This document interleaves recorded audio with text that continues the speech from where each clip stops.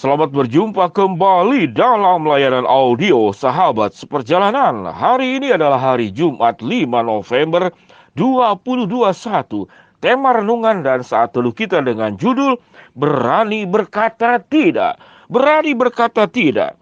Firman Tuhan terambil dalam Matius pasal ke-5 ayat yang ke-37. Jika ya, hendaklah kamu katakan ya. Jika tidak, hendaklah kamu katakan tidak. Sebab apa yang lebih daripada itu berasal dari si jahat. Mari kita berdoa. Bapa yang di dalam surga, kami ingin belajar kebenaran firman Allah agar kami berkata ya dengan benar dan berkata tidak juga dengan benar, sehingga kami tidak terbalik, berkata ya yang tidak benar dan berkata tidak yang tidak benar. Di dalam nama Tuhan Yesus kami berdoa. Amin. Shalom sahabat seperjalanan yang dikasihi Tuhan. Dari kecil kita diajarkan oleh orang tua, yaitu untuk taat kepada orang tua. Dan kata-kata yang sering diucapkan oleh anak yang disukai oleh orang tua, yaitu, ya mama, ya papa, kamu harus mandi. Ya mama, kamu rajin belajar. Ya papa, kamu harus mandiri. Ya papa, mama, dan seterusnya, dan seterusnya. Rupanya pembelajaran kebenaran firman Allah, yaitu seni berkata ya dan tidak dengan benar. Kalau kita berkata seni berkata ya dan tidak dengan benar, maka ada juga yang berkata ya dan tidak dengan salah. Tatkala kita salah menempatkan kata ya dan tidak pada tempatnya, maka kehidupan kita menjadi tidak benar dan kehidupan kita menjadi jatuh di dalam dosa. Firman Tuhan yang kita baca tadi, jika ya, hendaklah kamu katakan ya. Jika tidak, hendaklah kamu katakan tidak. Sebab apa yang lebih daripada itu berasal dari si jahat. Kisah daripada Daniel yang masuk lubang singa, Alkitab mengatakan Daniel itu adalah dipilih oleh Allah. Menjadi orang yang dipilih oleh Allah pada saat kejatuhan Yehuda ke Babel yang sudah dinubuatkan dalam kitab Yeremia, dalam kitab Yesaya. Kemudian dikatakan kejatuhan Yehuda ke Babel itu yang membuat kemudian orang-orang Israel ini berada di dalam kekuasaan Raja Babel. Dan Daniel dipilih oleh raja dan beberapa anak muda yang menjadi bagian daripada raja karena kecerdasannya, karena ilmu yang dimilikinya. Namun tatkala Daniel ditawarkan makanan raja, fasilitas raja, yang tentunya kita senang saudara-saudara kalau kita bisa makan dengan makanan raja. Namun Daniel menolaknya dan Daniel berkata, tidak, saya tidak akan menajiskan diri dengan makanan yang diberikan oleh raja. Berita ini tentu seharusnya Daniel bisa mengalami hukuman. Namun ternyata tidak. Dan diizinkan untuk tidak makan makanan raja. Saudara-saudara, keberanian Daniel ini sebetulnya mengandung resiko. Makna daripada penolakan Daniel sebetulnya adalah dia hanya tunduk kepada Allah. Karena menurut religi dan tradisi makan makanan raja itu punya makna tidak hanya masalah makan. Tapi artinya sewaktu engkau memakan makanan raja, engkau menundukkan diri sepenuhnya dan kepatuhan sepenuhnya kepada Raja Babel. Dan Daniel tidak melakukan hal itu. Dia punya ketaatan kepada Allah sepenuhnya. Itu kisah Daniel. Bagaimana dengan kisah kita? Daniel dikatakan tidak mau menundukkan diri kepada otoritas dan tidak mau melakukan penyembahan kepada Raja Babel. Demikian juga dalam kehidupan kita. Ada banyak raja-raja di dalam dunia ini. Apakah kita akan tunduk kepada raja di dalam dunia ini? Atau kita akan tunduk kepada Tuhan, raja di atas segala raja? Sahabat seperjalanan, kekayaan bisa menjadi raja di dalam dunia ini. Banyak orang tunduk demi kekayaan dan kemudian meninggalkan Tuhan. Dan itu engkau tunduk kepada raja di dalam dunia ini. Banyak orang kemudian tunduk kepada kekuasaan, mengejar kekuasaan, ambisi yang sangat luar biasa, dan meninggalkan Tuhan. Dan tidak hidup di dalam kebenaran. Maka engkau sedang makan makanan raja. Engkau sedang tunduk kepada raja di dalam dunia ini. Sahabat seperjalanan yang dikasihi Tuhan.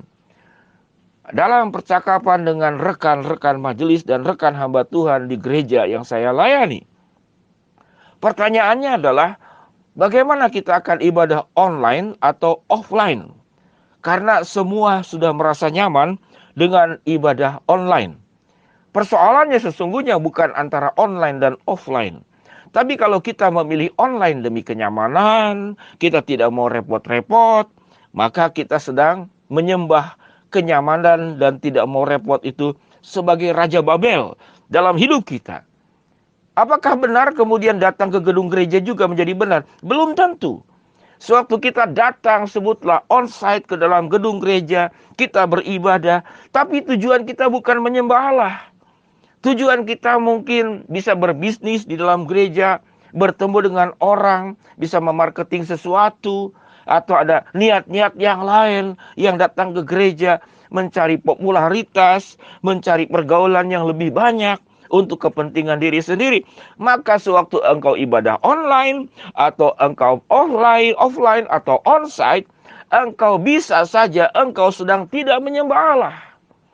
Engkau sedang tunduk kepada raja yang di dalam dunia ini, yang bernama kenyamanan, yang bernama kemudahan, yang bernama keenakan, yang bernama kenikmatan. Sehingga sahabat seperjalanan berani berkata tidak, itu adalah kita tidak akan melakukan apa yang Tuhan larang. Dan kita berani berkata ya untuk apa yang Tuhan perintahkan dalam hidup ini.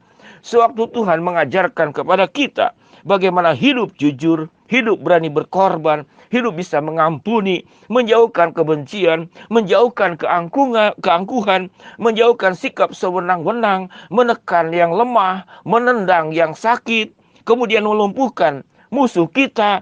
Maka itu adalah perintah Allah, jangan engkau lakukan.